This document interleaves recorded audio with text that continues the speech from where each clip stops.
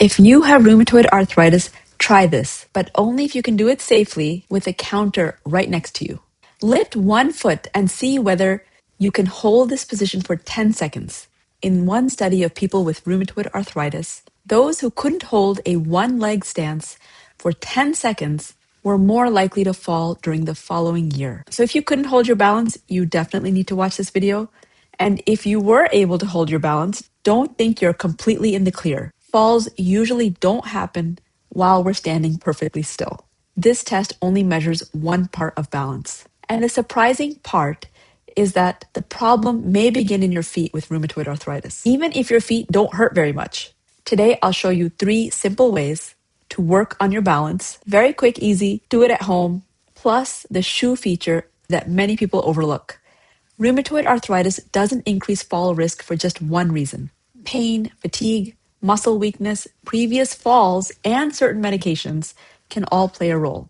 But one of the most overlooked contributors is what rheumatoid arthritis does to feet. Over the course of the disease, the feet can be involved in almost 90% of people who have rheumatoid arthritis. So if you've had it long enough, then it may be affecting you. Rheumatoid arthritis commonly affects the small joints at the balls of the feet and the toes. Pain, swelling, limited motion, or even gradual changes in the joints can change the way that you distribute your weight and the way that you walk. Now, what does a 10-second test mean? If you couldn't hold the position for 10 seconds, don't panic. This is not a diagnosis, and one test cannot tell us exactly why your balance is off. Your foot could be painful, your hip or leg muscles might be weak, or even a medication that's causing you to feel off balance. But it's information that's worth paying attention to, especially if you've already stumbled, fallen, or started avoiding certain activities because you don't trust your balance. Instead, let's start with some exercises that you can discuss with your care team. The research is super early, so think of these as starting a conversation, not a prescription. Okay, first, stand beside a kitchen counter or another surface that is not going to move. Keep one or both of your hands on the counter. Shift your weight onto one foot and lift the other foot just slightly off the floor. You're not trying to prove how long you can stand without support. Use as much support as you need, but hold this for up to 10 to 20 seconds and then switch sides. You can repeat this 2 or 3 times on each side. As it becomes easier, you can gradually use less pressure through your hands, but keep them close enough to catch yourself. If this causes a lot of pain in the feet or in the joints, just stop. Balance training should challenge your stability, not aggravate an inflamed joint. Okay, this next one is called the tandem stance. For the second exercise, place one foot directly in front of the other, as though you're kind of standing on line. And if heel to toe is too difficult for you, move the front foot slightly to the side. It's okay, it's not cheating. You can make the stance as wide or as narrow as you need. Hold the counter and stay here for 20 to 30 seconds, and then switch that foot and put the other one in the front. This narrows your base of support, so your balance system has to work a little bit harder. But you still have that counter by you, hopefully. Don't fall. Before the final exercise, look down at what you're wearing, because the softest shoe isn't necessarily the most stable shoe. And I see that a lot. People have flats on, they're very soft, and they're like, but I have good shoes, I shouldn't have foot pain. Those two don't always correlate. If you have rheumatoid arthritis, and if you're having foot pain or a deformity, there's a few things that I usually look for. That shoe should have enough width, and it should be deep enough so that the toes and the swollen joints are not being compressed. And sometimes you have hammer toes where they're sticking up, kind of, the toes. And for that reason, you also want to have a wide toe box so it's not hitting everything, because otherwise the top of your toes could be rubbing against the shoe. You also want to have a firm heel counter. That's the part that's surrounding the back of your heel, and it helps hold your foot in place. And you also want a broad, stable sole that does not twist excessively. So sometimes you think that a stiff shoe or a rocker style shoe is going to be helpful, and it can be if your foot is moving well with it. It can reduce that painful bending through the forefoot, but it's not automatically the best choice for somebody who already has poor balance. And if you're a woman and you want to wear cute shoes, I will say that recently I have seen some shoes that I would not expect are podiatrist recommended shoes.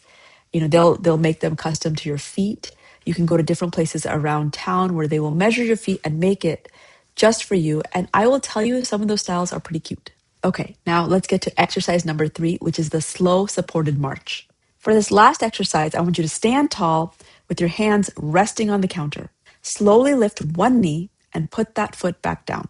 Then lift the other knee and continue and put it back down, like a slow march in place, 10 to 15 times on each side.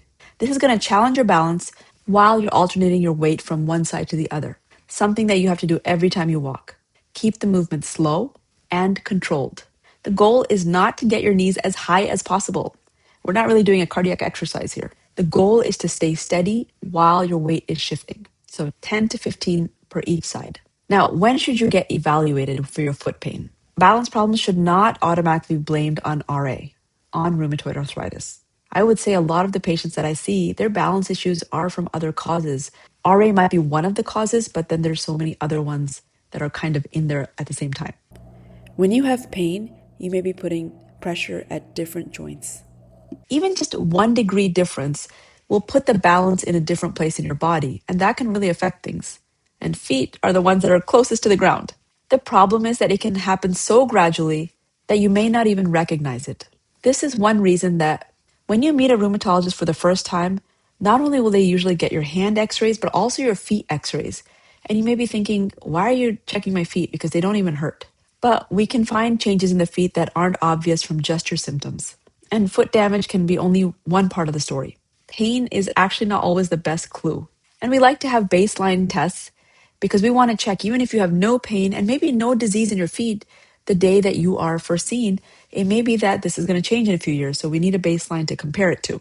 But if you're having new numbness in your feet or real muscle weakness, like you're having trouble getting your feet off the ground, persistent dizziness, your repeated falls, or suddenly a change in the way you walk, that deserves a proper evaluation. I have an uncle who recently I noticed was walking super slow, and he was starting to shuffle a little bit. Now, I know he is older than when I was a kid, so yes, he's aging, so am I. But it was a little too early for him to be like that, and I had him go see a neurologist, and it was actually a Parkinson's dementia.